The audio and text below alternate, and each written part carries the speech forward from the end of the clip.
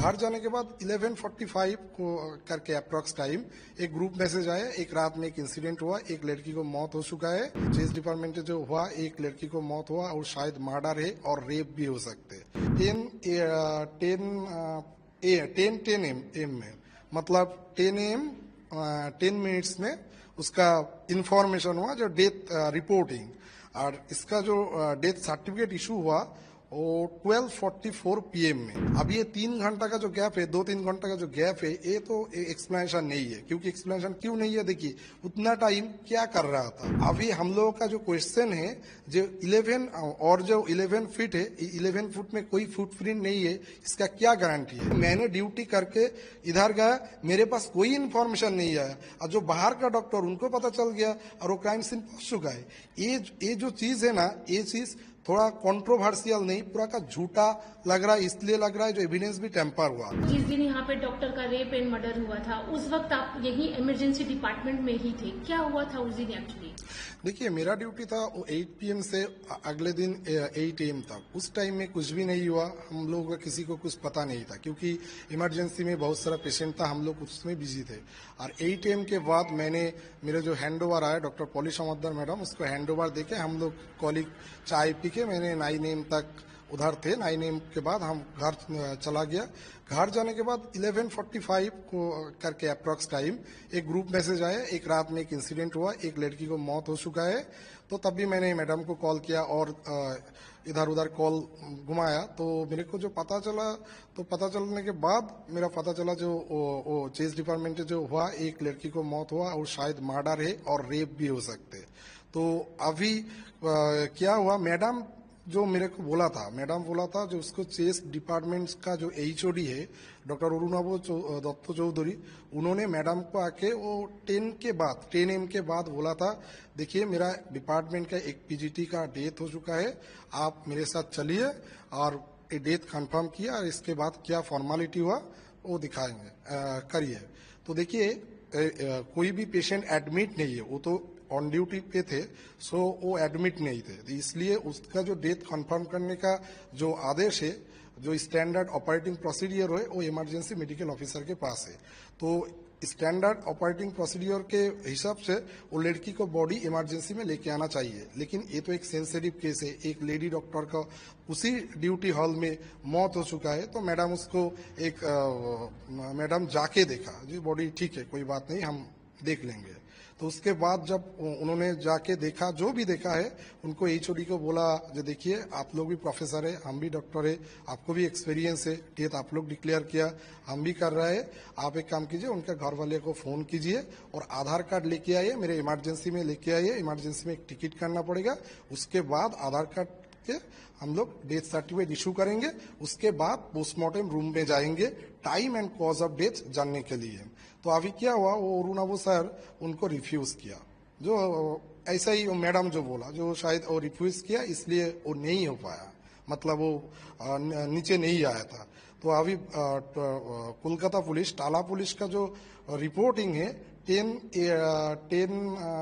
AM में, मतलब 10 AM 10 minutes में उसका इंफॉर्मेशन हुआ, जो डेथ रिपोर्टिंग। और इसका जो डेथ सर्टिफिकेट इशू हुआ वो 12:44 PM में। अब ये जो 3 घंटा का गैप है, इसीलिए हुआ, जो उधर से कोई नहीं आया, ब्रॉड डेथ कस्टोडियन होना चाहिए, जो साइन करेंगे, आधार कार्ड देंगे, उसके बाद ही डेथ सर्टिफिकेट इशू होगा। तो मैडम मेरे को बोला था, देखिए वो लोग रिफ्यूज किया, लेकिन रिफ्यूज नहीं करना चाहिए मेरे हिसाब से, क्योंकि वो जो डेथ हुआ उस डिपार्टमेंट का हुआ, डिपार्टमेंट में कोई HOD, कोई दूसरा कोई प्रोफेसर और कोई भी, और अगर नहीं होगा तो हॉस्पिटल एडमिनिस्ट्रेशन को, जो भी है एडमिनिस्ट्रेटर, उनको उसको कस्टोडियन होना चाहिए था, क्योंकि उसका मम्मी और पापा जब आएगा वो तो देर हो जाएगा ना। तो वो लोग नहीं किया।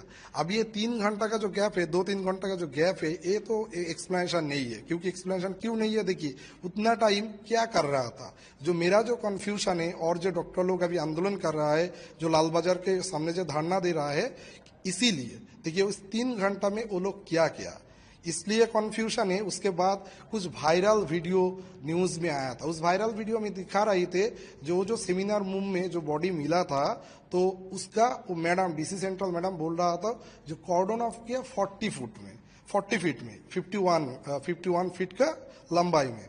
तो अभी हम लोगों का जो क्वेश्चन है, जो 11 और जो 11 फीट है, 11 फुट में कोई फुटप्रिंट नहीं है, इसका क्या गारंटी है? और वो एंट्री एग्जिट एक हो और दो हो, क्रिमिनल तो उसमें जा सकते। और अगर वो 11 फुट में जो लोग रह रहे थे, उनका जाने का क्या मकसद है? उनमें दिखाई दे रहा है बहुत सारा डॉक्टर है जो भी फॉरेंसिक का है, एक एडवोकेट है, एक data entry operator of national medical college जो प्रिंसिपल का, एक्स प्रिंसिपल का पीए थे। क्यों?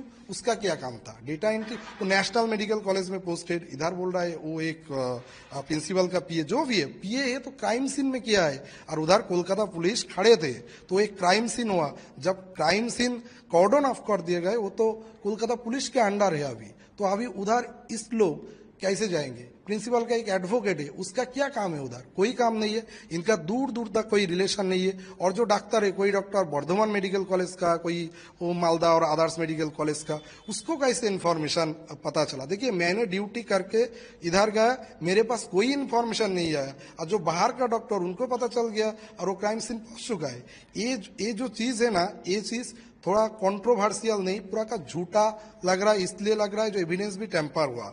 और वो जो 51 फुट का 40 फीट का जो थियोरी दिखा रही है, आप कैसे बोल सकते हो क्राइम 11 फुट पे नहीं हुआ? और कोई फुटप्रिंट बाहर में भी नहीं हुआ, और प्लेस ऑफ ऑकरेंस ऐसे ही हुआ, उधर ही हुआ। ऐसा भी तो हो सकते। देखिए, कोई भी मर्डर होता है तो बॉडी मर्डर एक जगह पे होता है, डंपिंग अगले जगह पे हो सकते। तो अभी हम लोग वो कोलकाता पुलिस जाके वो 15-20 मिनट में उसको पता चल गया 40 फुट में क्राइम हो गया। ये तो पूरा का पूरा ही एक हास्यकर चीज है। मतलब इनका कोई वैलिड ग्राउंड ही नहीं है। अच्छा, जैसे कि वो जो डॉक्टर थी वो नाइट ड्यूटी में उस दिन थी, सीनियर वो ही थी।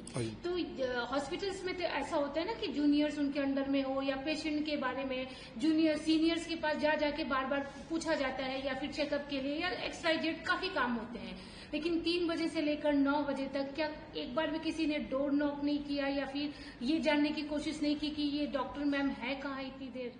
देखिए, ये भी एक कंफ्यूजन का बात है।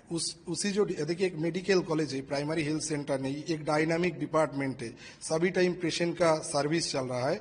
उधर उनके साथ डॉक्टर है, उधर नर्सिंग स्टाफ है, ग्रुप डी स्टाफ है, पेशेंट दोनों डिपार्टमेंट, दोनों वार्ड में पेशेंट है। और पेशेंट का जो घर वाले है, कोई कोई पेशेंट के उनके साथ रहते हैं, कुछ कुछ डिपार्टमेंट के। अगर नहीं है तो ठीक है, लेकिन इतना बड़ा हेनस क्राइम हुआ, कोई साउंड नहीं हुआ, कोई किसी को पता नहीं चला, ये तो नहीं हो सकते।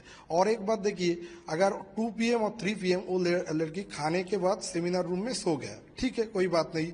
अगर वार्ड में पेशेंट खराब होता है तो क्या करते हैं? नर्सिंग स्टेशन में जाती है। नर्सिंग स्टेशन क्या करती है? वो जो स्टूडेंट है, मतलब वो जूनियर डॉक्टर जो थे, उनके बोलते थे। अगर उनका कोई ओपिनियन लेना चाहिए तो उसके पास ही तो जाना चाहिए। तो उस रात में कोई भी नहीं हुआ, कुछ भी नहीं हुआ। ये जो सस्पिशियस बात है, वो 2 to 3 AM टू 9 AM तक कैसे हो सकते? ये पूरा का पूरा बात ही मेरे को लग रहा है जो इसके कोई कंट्रोवर्सी तो जरूर है। किसी को ना कुछ तो पता होना चाहिए। ऐसे नहीं हो सकते जो किसी को कोई पता ही नहीं है। ओके, जैसे आपने बोला कि HOD ने इमरजेंसी में कॉल करके बोला, कॉल करके नहीं, वो आके बोला। हाँ, वही आके बोला SOP के तहत की डेथ सर्टिफिकेट इश्यू करना है।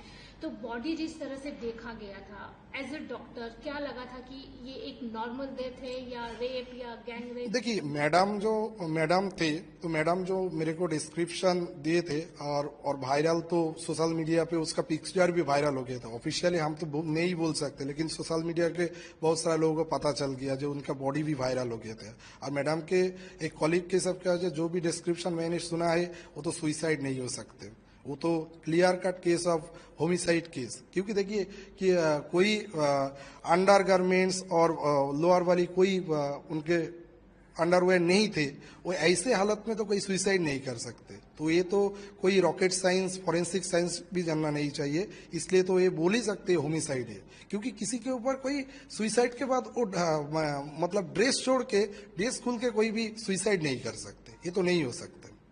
अभी देखा जा रहा है कि ये जो मर्डर की मिस्ट्री है, ये दिन पर दिन और गहरी होती जा रही है। क्या उनके जो डॉक्टर विक्टिम थी, उनका कोई भी यहाँ पे कलीग या उनका फ्रेंड कोई ऐसा है जो कि उस दिन के बारे में बता रहा हो, या फिर उसे कुछ पता हो?